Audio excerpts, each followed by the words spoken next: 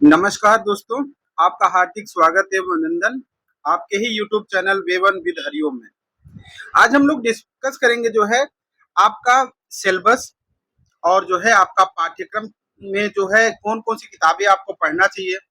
जैसे कि अभी आपने पेपर देखा, चाहे पिछला वाला ऑडिटर का पेपर देखा हो या अभी रिसेंट में जो एएसओ का पेपर हुआ, वहाँ पे आपने देखा कि वो जो टॉपिक है, वहाँ से काफ़ी अंदर-अंदर से प्रश्न जो है उठाए गए हैं।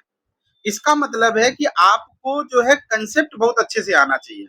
अगर आपका कंसेप्ट सही रहेगा तो सब सही होगा। तो ऑडिटर और अकाउंटेंट का मैं सिलेबस पूरा डिस्कस करने चल रहा हूँ। साथ ही साथ मैं आपको वो बताऊंगा कि कौन सी किताबें आपको पढ़ना चाहिए, क्या कैसे करना चाहिए, वो सारी बातें हम लोग यहाँ पे क्या करेंगे, 1 to 1 डिस्कस करने वाले हैं। तो चलिए देखते हैं। सबसे पहले तो आपको ये पता ही है कि टोटल नंबर ऑफ क्वेश्चन कितने हैं। टोटल नंबर ऑफ क्वेश्चन 100 आएंगे आपके, और एक क्वेश्चन क्या होंगे, 1 मार्क्स का होगा। टाइम आपको 120 मिनट मतलब 2 घंटे दिया जाएगा। क्लियर है मेरी बात यहाँ तक? चलिए अब एक बार मोटा मोटा पहले देख लेते हैं, फिर सिलेबस के अंदर चल के इसका पोस्टमार्टम करते हैं। फिर बताते हैं कौन सी टेक्निक ऐसी होगी जिसको जो है आप ध्यान दे करके अपनी पढ़ाई को अच्छी ढंग से कर सकते हो, और हमारे तरफ से क्या इनिशिएटिव लिया जाएगा वो भी मैं आपको बताने वाला हूँ। ठीक है, तो ऑडिट एंड फाइनल अकाउंट वाले टॉपिक से आपके 10 क्वेश्चन आएंगे। Fundamental of accounting and depreciation से भी 10 क्वेश्चन आएंगे। Double entry system, BRS, financial rules से जो है आपके 15 आएंगे। आरटीजीएस, ई बैंकिंग, बजट कंट्रोल इन कंप्यूटर से भी 10 आएंगे। उसके बाद एडवांस अकाउंटेंसी से भी 10 आएंगे। आपके टैक्सेशन और अरिथमेटिक्स से जो है 10 आएंगे। अरिथमेटिक्स लिखता है लेकिन पूछता नहीं है, ठीक है ना। अगर आपने प्रीवियस ईयर क्वेश्चन पेपर देखे हैं तो जो है आप वहां आपको दिख जाएगा कि जो है वहां पे क्वेश्चन अरिथमेटिक से नहीं आता, अंकगणित से प्रश्न पूछा नहीं गया है। अच्छा, अगर आप लोग प्रीवियस ईयर जो है पेपर चाहिए तो हमारे वे1 विद हरिओम जो है टेलीग्राम चैनल पे आप सर्च करिएगा, वे1 विद हरिओम, तो आपको वहां पे जो है हमारा चैनल मिल जाएगा, और वहां पे ये पीडीएफ आपको फ्री ऑफ कॉस्ट वहां पे अवेलेबल होती है, तो आप सब देख सकते हैं वहां पे। ठीक है, computer and information technology IT से जो है आपके 15 क्वेश्चन आएंगे, मतलब कंप्यूटर वाले segment. General information related to state of Uttar Pradesh, मतलब यूपी स्पेशल का जो आएगा वो 20 क्वेश्चन आएंगे। तो आपको पता ही था पहले से कि कंप्यूटर और यूपी स्पेशल मिलाकर के जो है ये यूपी का जो है ये 35 क्वेश्चन होगा। बचे आपके जो है 65 क्वेश्चन।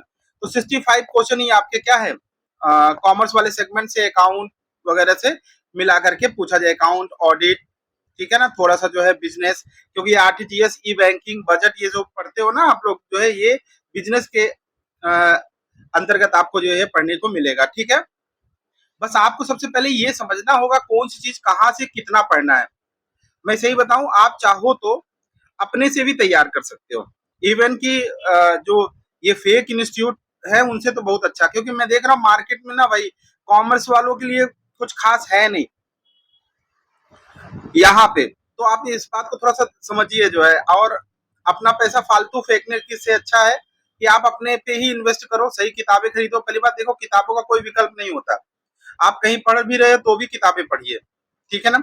और आप वो सब किताबें हम जो बताने चल रहे हैं वो सब किताबें पहले भी आप पढ़े होगे, देखे होगे, तो आपको बड़ा फेमिलियर लगेगा। फिर मैं आपको वो बताऊंगा कि उन किताबों को पढ़ा कैसे जाए, वो भी मैं समझाने वाला हूँ, ठीक है, और बाद में भी बताता रहूंगा। ठीक है, जैसे देखिए अब आपका एक टॉपिक है, एक पहला वाला पार्ट जो रहेगा, पहले वाले पार्ट में जो है आपका है ये क्या है, ऑडिट और जो है फाइनल अकाउंट, अंकेक्षण और अंतिम खाते में क्या है, जैसे है अशोध एवं संदिग्ध ऋणों के लिए प्रावधान। अब ये वाला टॉपिक कहाँ मिलेगा, आपको पता है फाइनल अकाउंट में मिलेगा। अब ऐसा नहीं अशोध और संदिग्ध ऋणों के लिए प्रावधान छोटा सा आएगा ना, क्योंकि अशोध एवं संदिग्ध ऋणों के लिए प्रावधान कहने का मतलब हो गया कि ये डेटर से रिलेटेड मतलब देनदार से संबंधित सारे कंसेप्ट आपसे पूछेगा। जैसे आपका ओल्ड प्रोविजन दिया हो, न्यू प्रोविजन दिया हो, और जो है एडजस्टमेंट में भी प्रोविजन दिया हो, ठीक है ना, डिस्काउंट ऑन डेटर्स भी दिया हो, ये सारा कंडीशन आपको एक साथ दे करके आपसे वहां उलझा के क्वेश्चन पूछ सकता है। अगर याद करो अभी जो रिसेंट में एएसओ का पेपर हुआ, आप वहां पे देखे इनकम टैक्स कैसे, वो नेशनल इनकम से कैसे क्वेश्चन आया था, एकदम बड़ा वाला क्वेश्चन एनसीईआरटी से ही उठा के उसने जो है पेपर में चिपका दिया था, पूरा बड़ा वाला क्वेश्चन था, कहा नेशनल इनकम निकालो।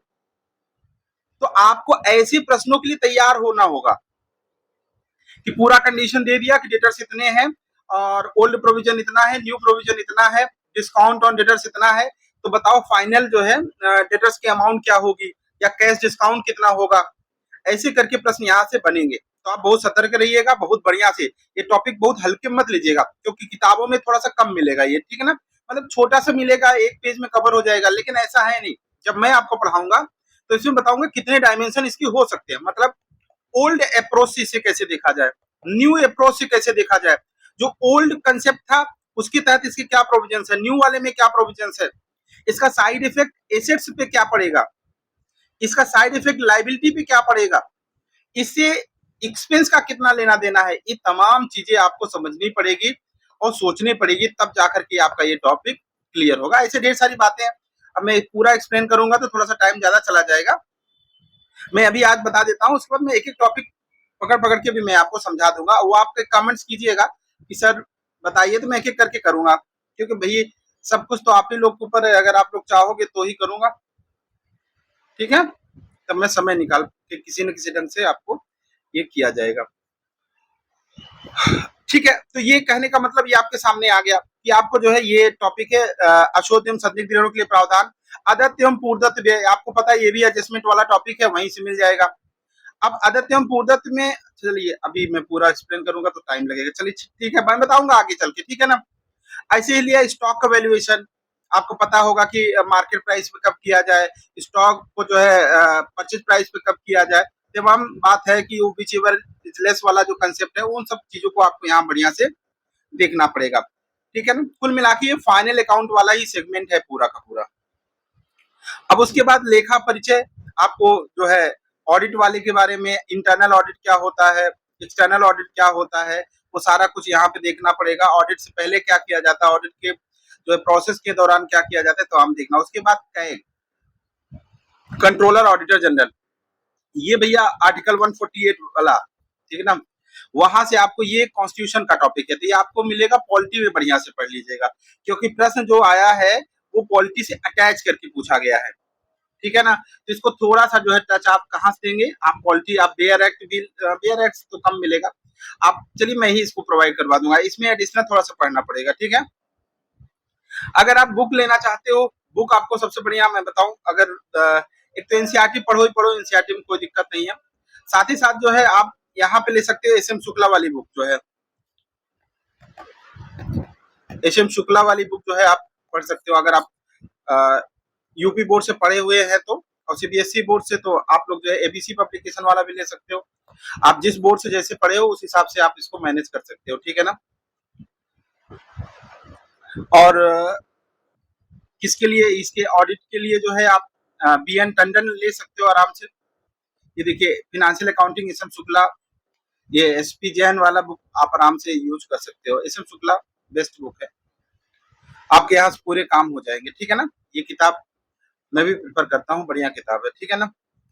आगे अगर बात किया जाए कि लेखांकन के आधारभूत सिद्धांत और ह्रास, मतलब अगला टॉपिक है fundamental of accounting and depreciation. अच्छा, ये जो पीडीएफ है मैं आपको शेयर कर दूंगा जो है आपके टेलीग्राम चैनल पे आपको मिल जाएगा, वहां पे आप इसको देख लीजिएगा बढ़िया से। अभी सिर्फ आप समझिए क्या है टॉपिक, इसी बहाने आपका देखो एग्जाम निकालने का मूल मंत्र ये भी है कि आपको सिलेबस पूरा का पूरा रटा होना चाहिए। जैसे आपको यहाँ पे क्या मिल गया, ऑडिट मिल गया और आपको फाइनल अकाउंट मिल गया, और आप ये दिमाग में रखो कैग हमको अलग से पढ़ना है, ठीक है ना, कंट्रोलर ऑडिटर जनरल का। फिर दूसरा टॉपिक आ गया लेखांकन के आधारभूत सिद्धांत और ह्रास, depreciation, fundamental of accounting and depreciation. तो आपको इसको देख लीजिए, जिसमें जनरल लेजर और जो है अशुद्धियों का सुधार, वन साइड एरर क्या होते हैं, डबल साइड एरर क्या होते हैं, सब पूरा देखना पड़ेगा। ट्रायल बैलेंस बनने के पहले के एरर, ट्रायल बैलेंस बनने के बाद के, डेप्रिसिएशन आपको देखना पड़ेगा, खास करके straight line method, diminishing balance method, ढेर सारे मेथड्स हैं, उन सबको बढ़िया से देखना पड़ेगा, ठीक है ना। साथ ही साथ annuity method, depreciation hold method, कई होते हैं इसमें, तो वो सारे मेथड्स आपको देखने होते। 24 है, लेकिन पूरे एग्जाम में नहीं आते, कुछ ही इंपॉर्टेंट है वही आते हैं, तो आपको उसको ध्यान देना होगा। इसके लिए भी आप 11th की एनसीईआरटी ले सकते हो, जनरल लेजर और रेक्टिफिकेशन ऑफ एरर के लिए, और एसएम शुक्ला यहाँ पे भी ले सकते हो, एसएम शुक्ला, एसएम शुक्ला की आप किताब यहाँ पे भी ले सकते हो, कोई दिक्कत नहीं है, ठीक है ना, साइज वन पब्लिकेशन। अगला टॉपिक तीसरा है आपके डबल एंट्री सिस्टम। अब ये डबल एंट्री सिस्टम भाई ना एकदम खतरनाक है, आपको देखने में लग रहा है क्या कि इसके पापा पढ़ लेंगे कौन है डबल, लुकास पेसियोली देख लिया 1994 में इनका हुआ था। भाई इतने से काम नहीं चलेगा। लुकास पेसियोली का जन्म कहाँ हुआ था? वेनिस में हुआ था। फिर वेनिस जो है किस नदी, किस महासागर, वो जो है समुद्र के किनारे है?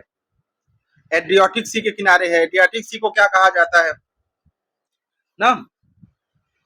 वेनिस शहर को कहा जाता है क्वीन ऑफ एड्रियाटिक। तो ऐसे तमाम चीजें हैं, यहाँ पे आपको पकड़ना पड़ेगा। बहरहाल इतना नहीं पूछा जाएगा, इसके बहुत आगे पूछा जाएगा, क्योंकि डबल एंट्री सिस्टम लिखने का मतलब हो गया पूरा अकाउंट उसमें डाल दिया। भाई यहाँ पे सब आ जाता है।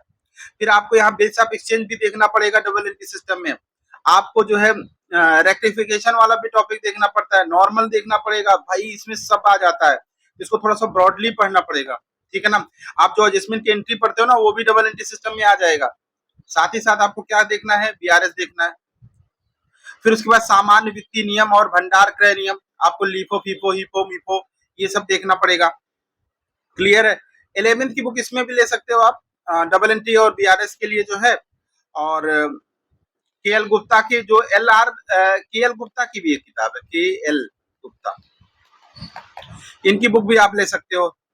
इस चाँद की किताब आती है वीके गुप्ता जी की, वो भी बढ़िया है, बढ़िया किताब है, वो भी आप ले सकते हो। और GFR and store purchase rules है तो उत्तर प्रदेश सरकार का आधिकारिक फाइनेंशियल हैंडबुक वॉल्यूम 5 तथा जनरल फाइनेंशियल रूल्स, जीएफआर की मूल नियमावली, जो गजट होता है, ये मैं आपको पीडीएफ फॉर्म में अवेलेबल करवा दूंगा। कहाँ पे? टेलीग्राम चैनल पे। आप टेलीग्राम चैनल से जरूर जुड़ जाइएगा। टेलीग्राम चैनल आप उसमें सर्च करिएगा वे1 विद हरिओम, तो आपको दिख जाएगा। आप वहां से जरूर ज्वाइन कर लीजिए, जरूर से जरूर, ठीक है। अगला है कंप्यूटर का उपयोग एवं बजट नियंत्रण, use of computer in RTGS और ई बैंकिंग, बजट कंट्रोल। ये आपका वहां से भी थोड़ा बहुत काम हो जाता है। क्या बोला जाता है? जब आप कंप्यूटर में भी हेल्प करेगा, क्योंकि वहां पे भी आरटीजीएस और ये सब चीजें हैं, ठीक है ना? आरटीजीएस, इंटरनेट बैंकिंग, बजट नियंत्रण में कंप्यूटर का प्रयोग, आधुनिक इलेक्ट्रॉनिक संचार प्रौद्योगिकी का प्रयोग, यहाँ से आप इसको देख सकते हो, ठीक है। इसके लिए जो आप बुक ले सकते हो, वो आप किताब ले लीजिएगा एनसीईआरटी, पहले बात 11th-12th की एनसीईआरटी, जो उसमें लिखा होगा संचार प्रौद्योगिकी करके। अगर वो नहीं मिलता, आप उत्तराखंड वाला देख लीजिएगा। ऐसे लिखिएगा, उत्तराखंड का जो है एक आता है, इग्नू का आएगा, इग्नू का भी आप ले सकते हो। राशि टंडन मुक्त विश्वविद्यालय वाला भी देख सकते हो, वहां संचार प्रौद्योगिकी ऐसा करके आप डालिएगा तो आपको पीडीएफ मिल जाएगी। या मार्केट में जाके किताब अगर आप मांगते हो वहां पे, तो हो सकता है अवेलेबल हो तो मिल जाएगी, प्रयागराज में तो मिल जाएगा, ठीक है। तो ये देख सकते हैं। एडवांस अकाउंटिंग है, जिसमें आपको हायर परचेज सिस्टम, इंस्टॉलमेंट मतलब किराया क्रय पद्धति, किस्त भुगतान पद्धति, ब्रांच और डिपार्टमेंटल, ये आप देख सकते हो। दिवालिया खाते हैं, अधिकार शुल्क है, बीमा दावों की गणना है। इसको आपको कहाँ से देखना है? तो आपकी किताब आती है एस एम शुक्ला, तो मिल ही जाएगी। एस एम शुक्ला से अच्छी है जेपी की, जगदीश प्रकाश की किताब आती है, तो आप ये जगदीश प्रकाश वाली किताब ले लीजिएगा, ठीक है ना? जगदीश प्रकाश वाली किताब ले लीजिएगा, प्रयाग पब्लिकेशन की आती है, बढ़िया है ये किताब, प्रयाग की। अगर ये ओल्ड, आप ऐसा करिएगा ना, अगर आप प्रयागराज आइए, आप प्रयागराज में रहने वाले हो तो कोई दिक्कत ही नहीं है। अगर बाहर के भी हो तो प्रयागराज से आप जो है, जो सेकंड हैंड बुक मिलेगी ना, वहां सेकंड हैंड आपको 100-150 रुपए में मिल जाएगी। ये यहाँ पे ये सारे चीजें उसमें बहुत बढ़िया से दिया गया है, ठीक है।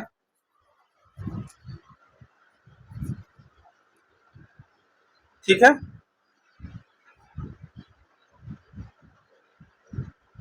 चलिए अब अगला है टैक्सेशन। तो आपको पता है टैक्सेशन के लिए भी जो है, हम तो उस हिसाब से क्वेश्चन नहीं आता है। टैक्सेशन की किताब बहुत मोटी है, अगर आप किताब देखो एस सी मल्होत्रा जी की, तो बहुत मोटी किताब है। अभी तो बहुत ढेर सारे रूल्स वगैरह भी चेंज हुए हैं लास्ट ईयर में, ठीक है। तो थोड़ा सा जो है इसको पढ़ना पड़ेगा, आप पढ़ लीजिएगा, देख लीजिएगा, नए रूल साथ में देखिएगा। जीएसटी के लिए भी आप जो है साहित्य भवन पब्लिकेशन की किताब ले सकते हैं, बहुत बढ़िया किताब है साहित्य भवन पब्लिकेशन की, जीएसटी की भी, ठीक है। अगर वो नहीं मिलता तो आप आस्था पब्लिकेशन अगर मिल जाए तो वो भी बहुत बढ़िया किताब प्रिंट हुई है, ठीक है। तो ये आपकी जो है किताबों के बारे में मैंने बता दिया। आयकर वाले में अगर आपको दिक्कत होगी तो आयकर पे मैं सोच रहा हूँ कि एक मैं शॉर्ट नोट सबके लिए अवेलेबल करवा दूं, ठीक है। वो मैंने पूरी क्लास को एक ऐसे वन शॉट पढ़ाने के लिए, पूरा इनकम टैक्स बीकॉम में मैंने बीकॉम पढ़ाने के लिए, बीकॉम को पढ़ाने के लिए वन शॉट नोट बनाता हूँ। उसमें पूरे चैप्टर्स के जो है निचोड़ होते हैं, point two point, point two point. मैं सोच रहा हूँ वही मैं सबको प्रोवाइड करवा दूं, ठीक है। तो आप लोग देख लीजिए, क्योंकि वो किताब थोड़ा सा जो है आप ऐसे में होता तो बहुत लंबा हो जाएगा थोड़ा पढ़ने में। अब अगर आप पढ़ सकिए तो पढ़ लीजिए बिल्कुल। और कंप्यूटर वगैरह तो आप जानते हो, वही सब पुरानी बातें, कंप्यूटर एवं सूचना प्रौद्योगिकी का अवधारणा, hardware, software, operating system, spreadsheet, email, social networking, e governance, digital वित्तीय उपकरण, इंटरनेट, साइबर सुरक्षा, word processing, AI, big data, deep learning, machine learning, IoT, ये सब चीजें आपकी है।